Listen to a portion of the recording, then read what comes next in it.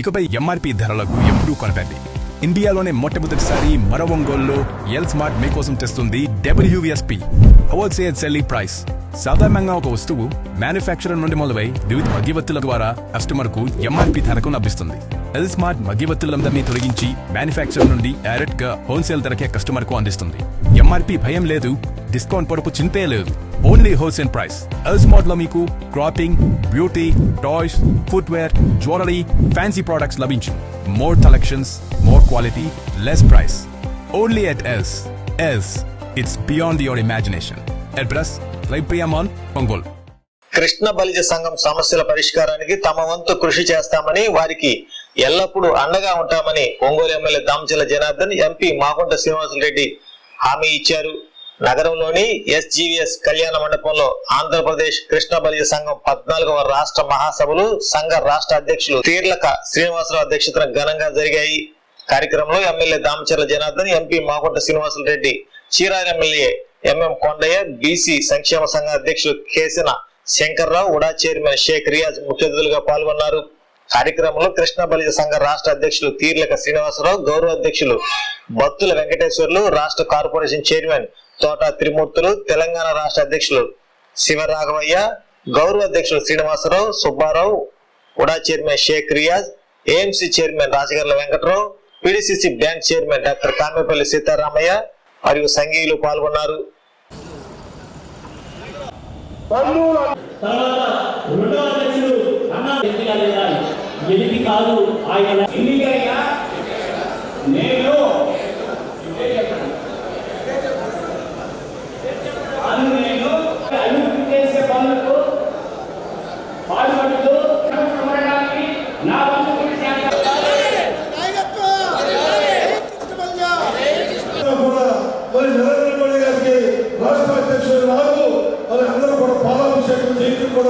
జరిగిందని చెప్పి మీ దృష్టికి నేను తీసుకొస్తా ఉన్నాను.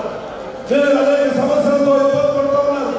మీ సమస్యని ఈ రాష్ట్రంలో BC కులాల్లో అతి తక్కువ జనాభా ఉన్నటువంటి కులాలకి విద్య, ఉద్యోగ రంగాలు, ఐటీ రంగంలో ABCD వర్గీకరణ చేసి మీకు కూడా రిజర్వేషన్ సౌకర్యాన్ని కల్పించాలని చెప్పి నేను ముఖ్యమంత్రి గారికి కూడా తెలియజేశాను. తప్పనిసరిగా వచ్చే రోజుల్లో స్థానిక సంస్థలో మీకు కూడా రిజర్వేషన్ సౌకర్యం కల్పిస్తారనే విషయాన్ని కూడా మీ అందరికీ కూడా నేను తెలియజేస్తా ఉన్నాను. ఎప్పటి నుంచో కృష్ణ బలిజ సంఘం BCB గ్రూప్ నుండి ఏ గ్రూప్ ని మార్చాలని చెప్పని దాదాపు 10 సంవత్సరాలు కూడా మేము ప్రయత్నం చేస్తున్నాం. రాష్ట్ర కాపాడే కేంద్ర ప్రభుత్వంతో కూడా కేంద్రంలో కూడా మాట్లాడి అప్పుడు రిప్రజెంటేషన్ కూడా పెట్టుకోవడం జరిగింది. ఇదిలో అందరూ కాలయాపన చేస్తూ ఉన్నారు. ఇప్పుడు మీకు సరైన సమయం వచ్చింది. మీరందరూ కూడా కులాలను నమోదు చేసుకోవాలి. ఇప్పుడు చేస్తున్న మార్పులు ఇవన్నీ కూడా జాతీయ స్థాయిలో జరగాల్సినటువంటి పరిస్థితి కనుక ఈ యొక్క కులగణాంకాలు జరగడంతో పాటు కులగణాంకాలే ఇప్పుడు వారికి సరైనటువంటి పరిస్థితి కనుక మేము ఈసారి ఢిల్లీ వెళ్ళినప్పుడు తప్పనిసరిగా కృష్ణ బలిజ కులాల గురించి తప్పనిసరిగా మరి ఆ మార్పు గురించి తప్పనిసరిగా మేము ప్రయత్నం చేసి మార్పిస్తామనే విషయం కూడా మీ అందరికీ కూడా నేను తెలియజేస్తా ఉన్నాను. ఈ విధమైనటువంటి పరిస్థితుల్లో కార్పొరేషన్ నిన్న కానీ అది కూడా మనం చెప్పాం. ముఖ్యమంత్రి గారికి అదే కార్పొరేషన్ ఇచ్చారు. వారికి నిధులు కూడా కేటాయిస్తే ఆ కులానికి చిన్న చిన్న సమస్యలు ఉన్నా కూడా మరి ఏదో కార్యక్రమం చేసుకుంటానికి విషయంలో చెప్పండి. ఇవాళ రాజ్యంగా పరిస్థితి మీ అందరూ కూడా తెలుసు. ఈ రాష్ట్రం అంతా కూడా అధికారంగా మరి గత 5 సంవత్సరాలు కూడా రాష్ట్రం ఆర్థిక సర్వనాశనం అయిపోయి ఇప్పుడే కొంత గాలిలో పడుతూ ఉంది. ఈ రాష్ట్రాన్ని మరి ప్రగతి పథంలో తీసుకెళ్ళడానికి అటు పోలవరం కానీ, అమరావతి కానీ చంద్రబాబు నాయుడు గారు ఆహర్నిశలు కష్టపడుతూ ఉన్నారు. వారందరూ కూడా మనందరూ కూడా సంఘీభావం తెలియజేసినటువంటి అవసరం కూడా ఉంది. అదే క్రమంలో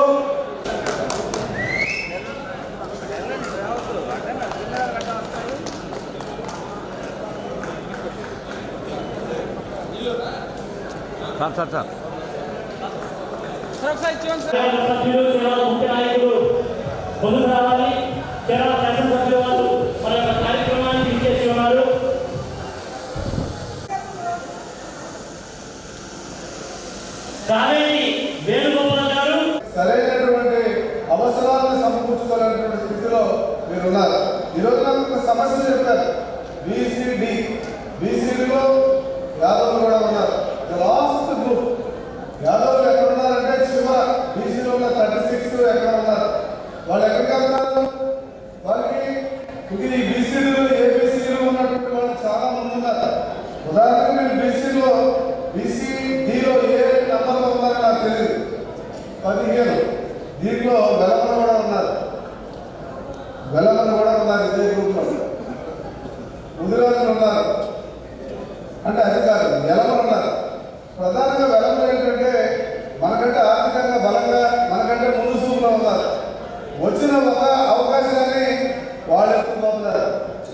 ఇక బీసీడీలో ఉన్న మిగతా గ్రూపులకి మీకు తెలియదు, నేను దాని మీద అభిప్రాయం చేశాను. ఇంకా లేదు అవకాశాలు దొరకడం అంటే వాళ్ళకి రాకూడదని మన అభిప్రాయం కాదు. ఈ వర్గీకరణలో అనేక రకాల ఇబ్బందులు ఉన్నాయి. అత్యంత దిగువ స్థాయిగా జీవించేటువంటి వాడు బీసీలోనే ఉన్నాడు, అత్యంత ఎగువ స్థాయిగా జీవించేవాడు బీసీలోనే ఉన్నాడు. ఈ తారతమ్యం వల్ల జనాభాలో 50% ఉన్న మనకి అనేక మందికి ఫలాలు అందట్లేదు. ఈనాడున్న ప్రభుత్వాలు కూడా దీన్ని దృష్టిలో పెట్టుకొని గౌరవ ముఖ్యమంత్రి నారా చంద్రబాబు గారు కూడా బీసీకి ఒక చట్టం తేవాలనేటువంటి ఒక ఆలోచన చేశారు. ఎందుకు ఈ చట్టం తేవాలి, ఎందుకు ఈ చట్టం తేవాలి అంటే వీళ్ళ యొక్క బలహీనత ఒకటే బలహీనత, వేరే ఏం లేదు. ఇవాళ అందరూ పిలుస్తున్నారు, అందరూ భూమి చేస్తున్నాం, కలిసి పని చేస్తున్నాం, అన్ని బాగున్నాయి. కానీ ఎకనామికల్ బ్యాక్వర్డ్నెస్ మనం ఆర్థికంగా ఎదగడానికి మార్గాలు ఏంటి? ఈ మీటింగ్లో ప్రధానంగా చర్చించాల్సిన విషయం ఏంటంటే, నాకు తెలిసినంత వరకు మనం విద్య మీద ఫోకస్ పెట్టాలి. విద్య ప్రధానంగా విద్య, దానివల్లనే సమాజంలో మార్పు వస్తుంది, దానివల్లనే సమాజంలో మార్పు తీసుకురాగలుగుతారు. వ్యవస్థలో మార్పు రావాలంటే ఎడ్యుకేషన్, ఆ ఎడ్యుకేషన్కి మనం ఏ రకంగా తోడ్పడాలి, ఏ రకంగా మనం దాన్ని మన జాతిని ముందుకు తీసుకెళ్లాలన్నది మీరందరూ ఆలోచించాలి.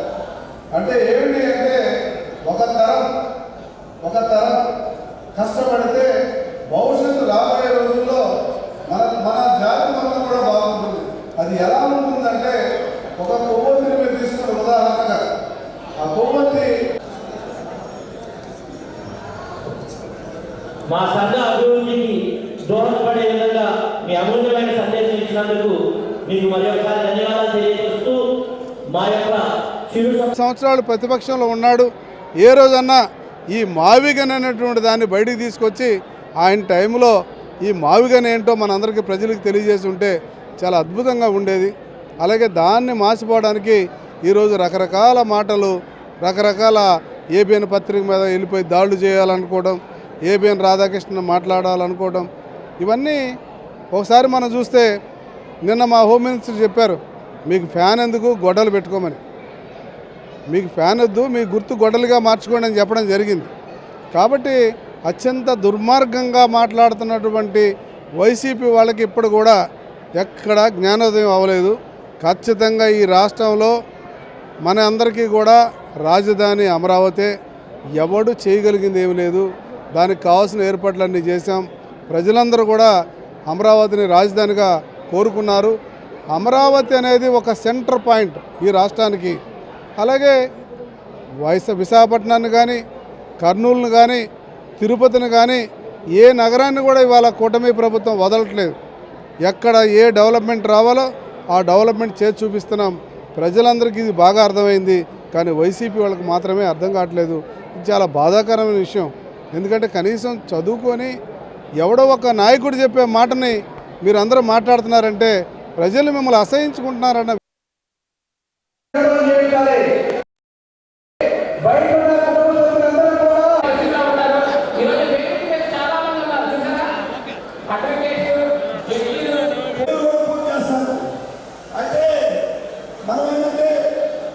సొంత భవనం లేదు, సొంత భవనం చూసుకోవాలా. పోతే మనకి ప్రధాన సమస్య దీనికి ఏది మారాలి, దీనికి ఏది మారాలంటే ఒక మాట చేసే పని కాదు, ఒక సాధన చేయాలి, కృషి చేయాలి, అందరూ కూడా కలిసి రావాలి. ఈరోజు ఒక పిలుపు పిలిస్తే ఇంతమంది ఎలా వచ్చారో ప్రతి కార్యక్రమంలో కూడా మీరందరూ కూడా ఈ విధంగా ముందు నాకు సహకరిస్తే దీనికి ఏం తీసుకెళ్తానని చెప్పి నేను ఈ సభాముఖంగా తెలియజేస్తున్నా. అంటే కమిషన్కి కాగితాలు ఇస్తే పని కాదు. నిన్న మనం చూసాము, ఎస్సీలు మాదిగలు బయటకు వెళ్ళాలంటే ఎంత ఉద్యమాలు చేస్తేనే వాళ్ళు సపరేట్గా వెళ్ళారు. ఏదైనా సాధించుకోవాలంటే ఉద్యమాలు చేయాలి. మనందరూ కూడా కలిసి బజార్లో ఎక్కి మన పోరాటం చేసుకోవాలి, మన హక్కులు మనం సాధించుకోవాలని చెప్పి మీరందరూ కూడా ఏ రాష్ట్రం పిలిపిస్తే ఆ పిలుపుకి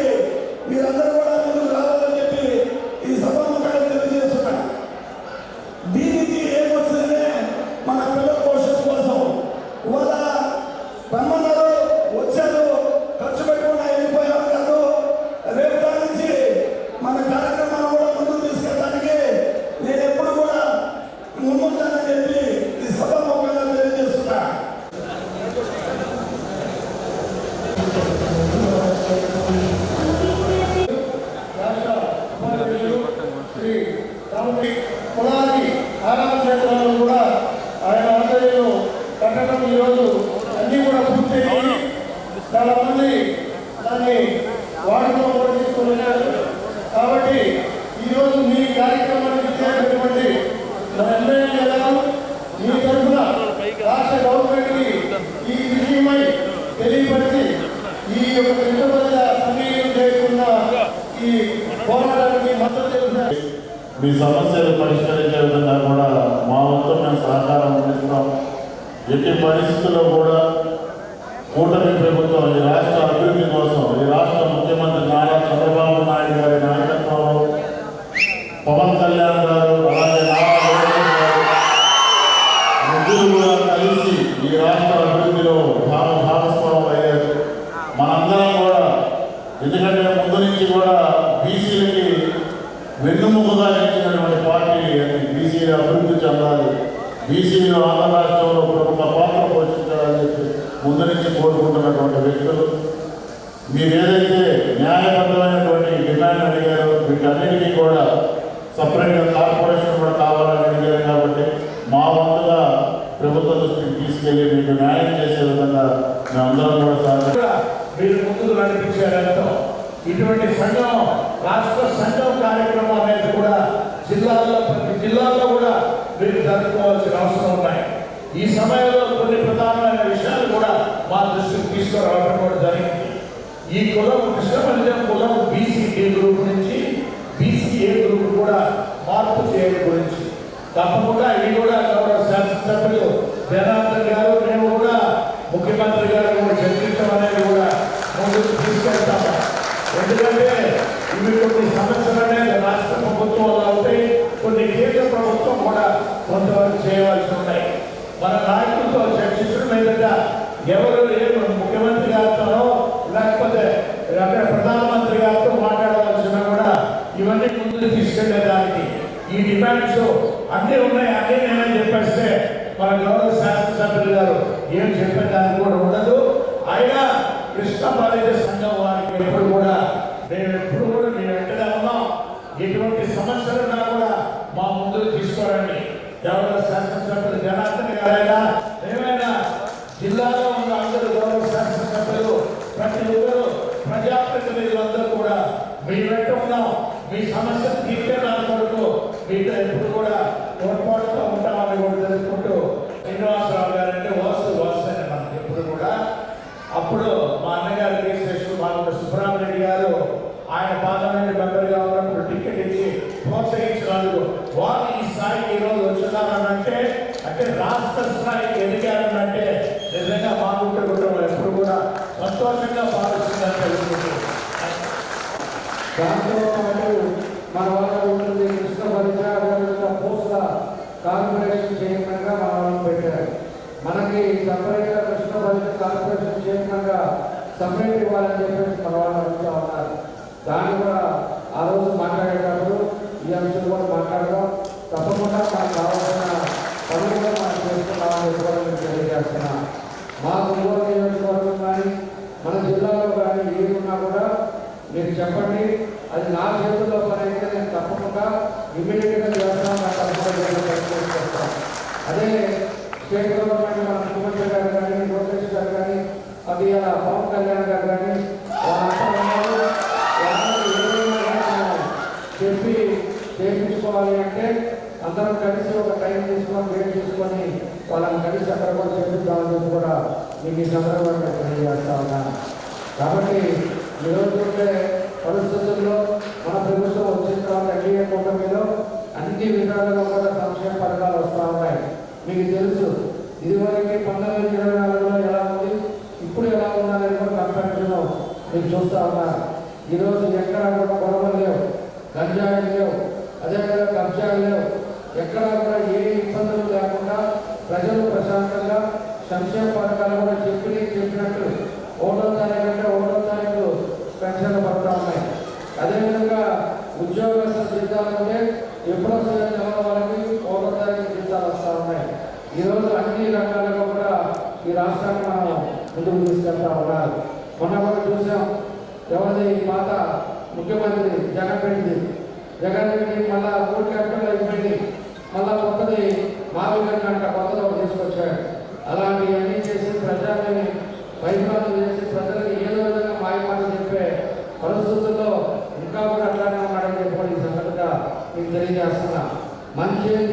అనేది మీరు గమనించండి.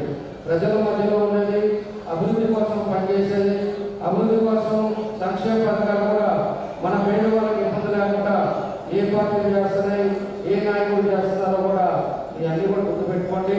తప్పకుండా మీరు అడిగి మేము ఉంటాము, తప్పకుండా మనం చేయాల్సిన పనులు మేమందరం కూడా చేస్తాం. నేను ఎంపీ గారు ఉన్నారు, మా వాళ్ళంతా ఉన్నారు. అవసరమైతే జిల్లా ఎమ్మెల్యేలను రమ్మంటాం, జిల్లా మంత్రులు కూడా రమ్మంటాం. వెళ్ళి ఒకసారి కూర్చొని మన సమస్యని మనకి బీ నుంచి ఏ తీసుకొచ్చే విధంగా దాని పరిష్కారం అయ్యేటట్టుగా నా వంతు నేను కృషి చేస్తామని చెప్పి ఈ సందర్భంగా అందరూ కూడా తెలియజేస్తూ ఈరోజు ఒక మంచి కార్యక్రమం మీలో ఒకరిగా మమ్మల్ని కూడా పెట్టుబడి శ్రీనివాస్ గారు అయితే 2-3 సార్లు వచ్చారు. మన వెంకటేశ్వర గారు కూడా 2-3 సార్లు వచ్చారు. తప్పకుండా రండి, వాళ్ళు వీళ్ళు వస్తున్నారని చెప్పి వీళ్ళంతా కూడా అడిగారు. ఈరోజు ఏదైనా కూడా గుర్తు పెట్టుకొని మమ్మల్ని రాజగారి వెంకటరావు గారికి, అలాగే పిడిసిసి చైర్మన్ సీతారామయ్య గారికి మా యొక్క చిరు సత్కారం.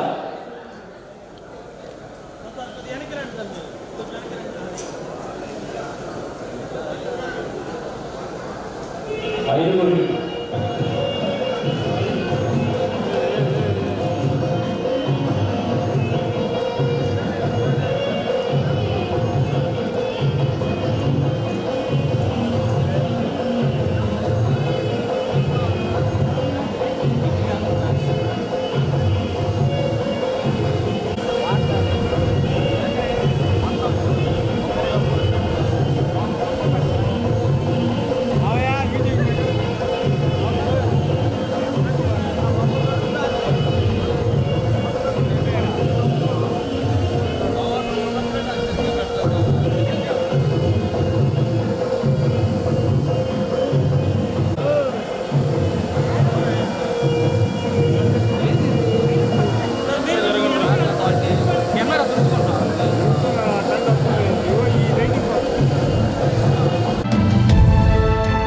పేద మరియు మధ్యతరగతి ప్రజలకు శుభవార్త.